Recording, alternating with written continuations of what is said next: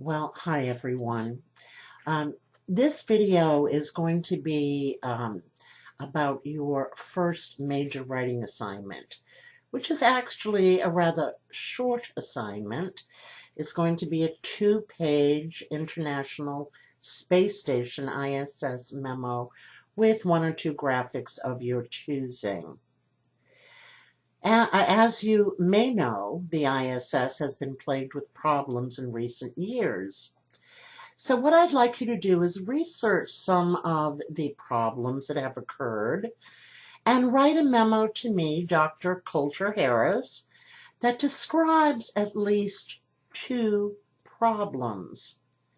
But as well as describing the problems, I would like you to suggest solutions to these problems.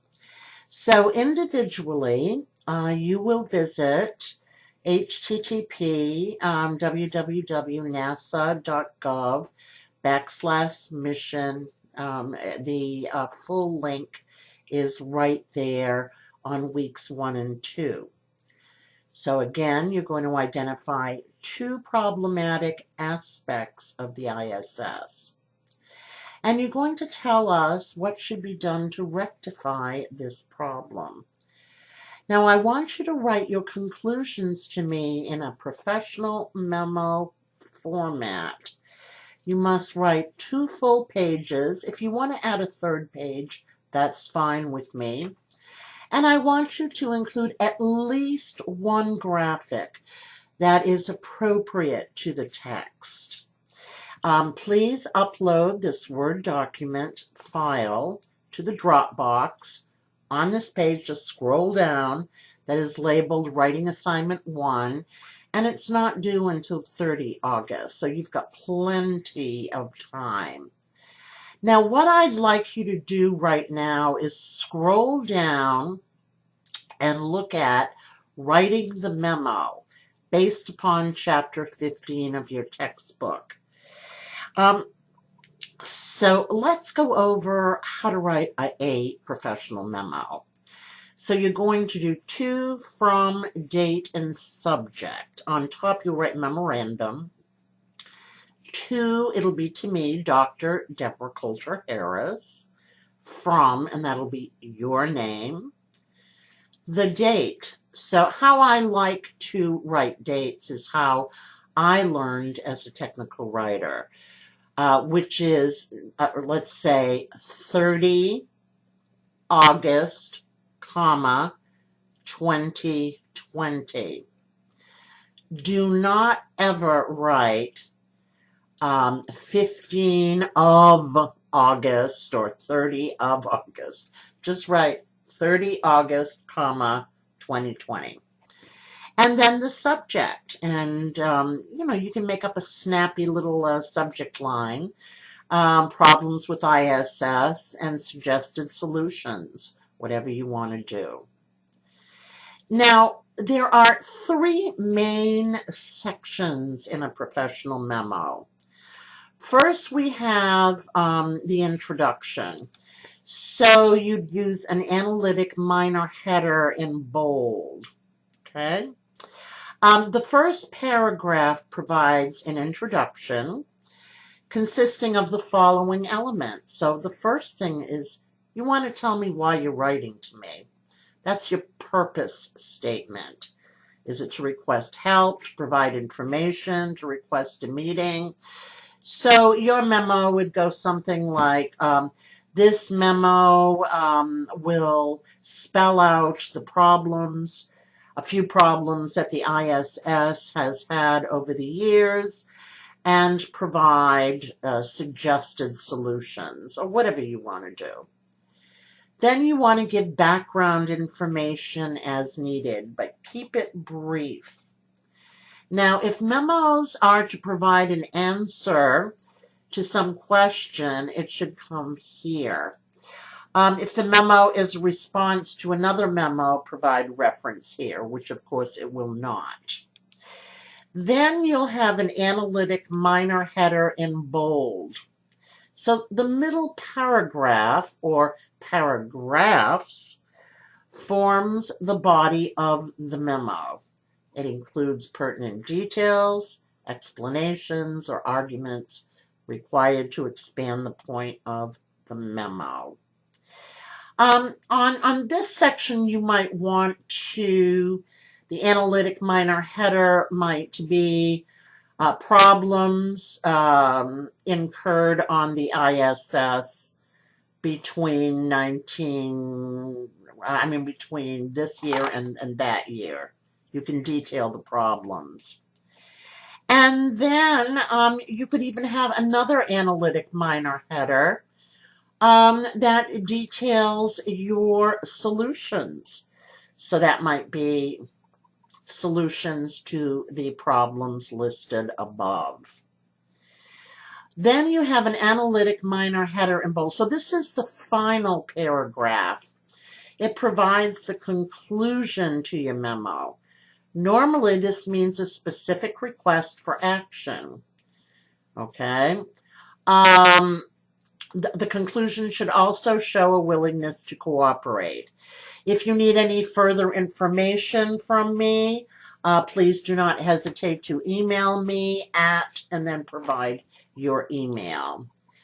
You don't have to do the CC or the enclosure. Now, I want you to scroll down to the very, very end of weeks 1 and 2 and go ahead and open up the sample memo that I've provided for you. And let's look at this sample memo, shall we? Okay, it's opening now. I hope you're all happy and doing well. I hope that your classes are going well. I'm just making small talk while this opens. If it's ever going to open. Is it going to open? Hold on. Open with, oh, here we go. All right, so let's look at this memo, shall we? So it's to Dr. Deborah Coulter-Harris from Jacob Sullivan, date January 17, 2013. So this was done a while ago.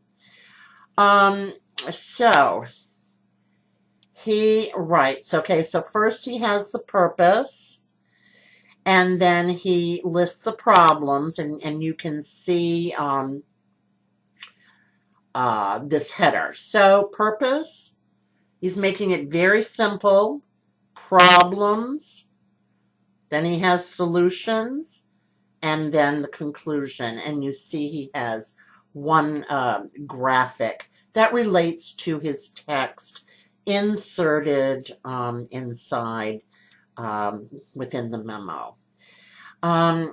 So if you, okay, you're going to write this in MLA, meaning that if you derive your information from a particular source, you're going to have to use MLA in-text citations. And then at the very, very end of your memo, this is something he, I don't think, did. No, he did not do this, but I'm posting this so you can see the format more than anything. And then you'll provide a works cited on the third page. The link to MLA is on the menu of your Blackboard site. As well, if you open your textbook, you will find samples of MLA in-text citations and works cited also. So follow the template for that.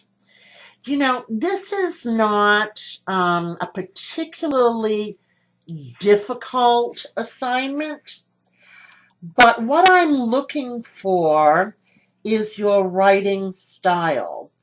And by now, you should have listened to, read the overview of scientific writing, as well as the audio file on scientific writing. What I want you to do is be as direct and clear as you can in your writing. Eliminate excess verbiage. Eliminate excess adjectives, excess adverbs, and be very, very direct in what you're saying. Use active voice rather than passive voice. What's the difference? Okay, active voice. The boy hit the dog. That's active voice. The subject is acting on the object. If you wrote, the dog was hit by the boy, that's called passive construction. And generally speaking, in technical writing and science writing, we want to be we want to use active voice as much as possible. All right, so there we go. So if you have any questions, just message me. And I know you're all going to do terrifically well. So I will see you soon. Bye.